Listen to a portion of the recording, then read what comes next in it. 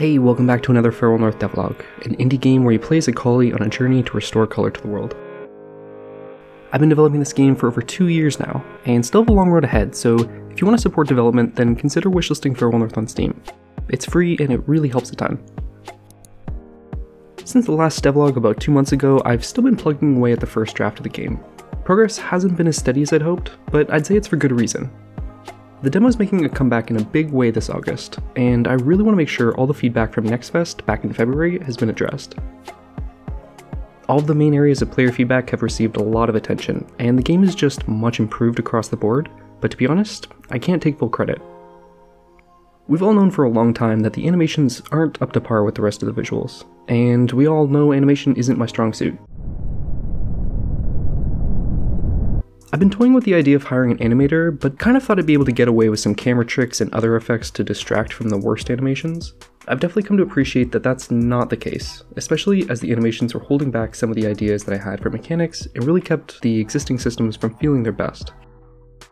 And it's not just animations. In order for Farewell North to reach its full potential, I realized I could use a little bit of support. So let's talk about publishers. There are literally thousands of game publishers. It's a bit of a generic term as they all offer different services, but honestly, I'd always been pretty adamant that I'd go it alone. I accepted the meeting requests and kept an open mind, but publishers often want far too significant a cut of the game without enough in return beyond a kind of vague marketing plan. Well, back in February, I met with a particular publisher who was quite different from the rest. They had the most dev-friendly offer I've ever seen, a clear interest in helping make Farewell North the best game it can be, and the perfect experience to do so. So I'm really thrilled to finally share that Mooneye, the developers of Lost Ember, a game I know loads of you have enjoyed, are officially publishing Farewell North. Over the last few months, they've helped me address common feedback based on their own experience, such as the camera system, which I have to say is drastically improved. It's hard to explain the feel of camera, which is why it's so difficult for me to interpret the feedback, so you'll have to kind of trust me for now when I say that together we found a great feeling camera that just makes the entire movement system much more satisfying. Beyond guidance, it's also been great to have hands-on support. Edgars, an animator at Mooneye, has been lending his talents to Farewell North by redoing the majority of the animations. The dog's locomotion animations, for instance, have much more personality than before, and the overall feel is just so much better. We're just starting into the human animations now, and I can't wait to see how they turn out. The oldest item in my backlog, which I created more than 18 months ago, will finally be closed soon, thanks to Edgars and Mooneye's help, and that's just a great feeling. You'll also be happy to know that free jumping is back. I talked about removing free jumping last year in this devlog, and since then it's been one of the more requested features. The biggest problem was that free jumping caused all kinds of issues where you were able to jump into areas that you shouldn't be and break the sequence of the levels. At the time, I said it wasn't worth it because free jumping didn't add anything to the game, but I was wrong, so I dusted it off, revamped the jump logic, and I think I have a solid solution now. I'm sure you speedrunners will find ways to prove me wrong, but at least for now, I can feel pretty confident that it shouldn't be possible to accidentally break into unwanted areas. And of course, all the jumps, including the free jump, have brand new animations that feel much better than before. One feature I've been experimenting with is the ability to select the colors of Chesley's fur. A lot of players have asked for different breeds, which is definitely not going to happen, but I thought maybe selecting from a predefined list of collie appropriate colors might at least let you get a little closer to playing as your own pups. This is far from finalized, and to be honest, I don't really like it. It just feels wrong to see a different color scheme to me. Farewell North isn't an RPG with an unnamed character, it's a specific story about a specific girl and her dog, and just because of that, I don't love this. Let me know if you like this feature or not. I'm really skeptical, but it's been requested so much that I'd be curious to hear your thoughts. If anything, it might be skins you find through collectibles or something like that, rather than like a character creator to start, but yeah, I don't know. Let me know down below what you think.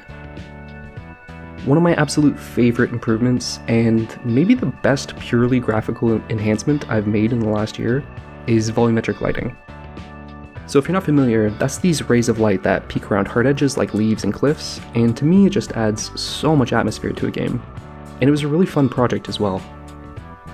The way it works is, if we disable the effect here, you can see the original frame that the camera renders. So if you take this, plus the depth buffer, which is an image that basically shows how far each pixel is from the camera, and you pass these two textures into a custom shader. This custom shader then runs a ray march algorithm, which is just a fancy way of saying that it measures how much light is reaching each pixel position in world space. That outputs a third image, which shows you all the volumetric lighting, and that's composited onto the original camera output. I've got it pretty well optimized, and it's coming in at only around 0.1 milliseconds per frame on a mid-range laptop with no downsampling. Based on the quality setting, I can downsample the textures accordingly and further reduce that cost, or disable it entirely, so it's not going to ruin anyone's ability to play the game. And of course, I've also integrated it with the main coloring mechanic, so the color and intensity of the lighting is influenced by being in the colored or uncolored world. If you can't already tell, I'm really happy with the result. While I was developing this, I did a lot of profiling to ensure it wasn't going to be too expensive, and I sort of accidentally found something really interesting. So on URP, if you turn on deep profiling and search for Volume Manager, you might find a huge amount of time is being wasted. For me, it was about 1.5 to 2 milliseconds on average. By default, each camera updates its post-processing stack every frame, which is nice in that you don't need to think about notifying your camera whenever you change a post-processing value. The thing is though, it seemingly even does this if the camera doesn't have post-processing enabled, which seems like a bug.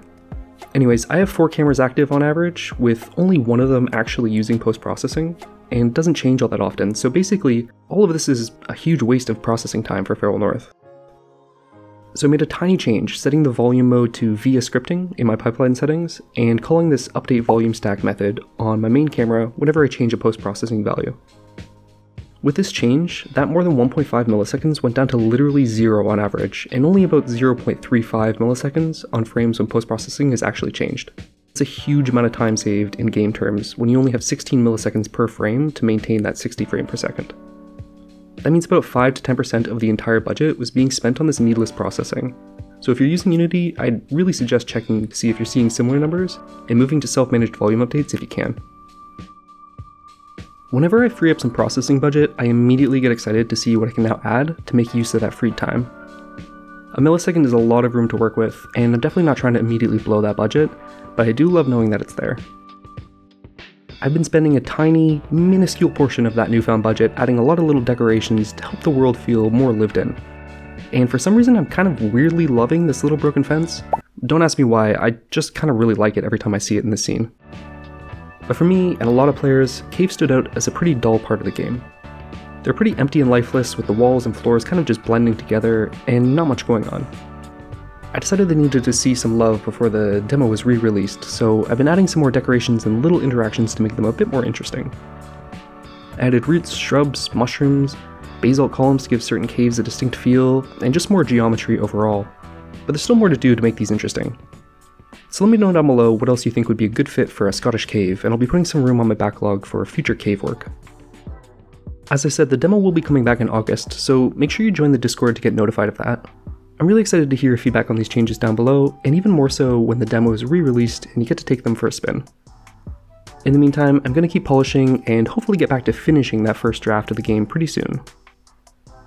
If you stuck around this long, then thank you so much for watching. Don't forget to like and subscribe, and I will see you next time.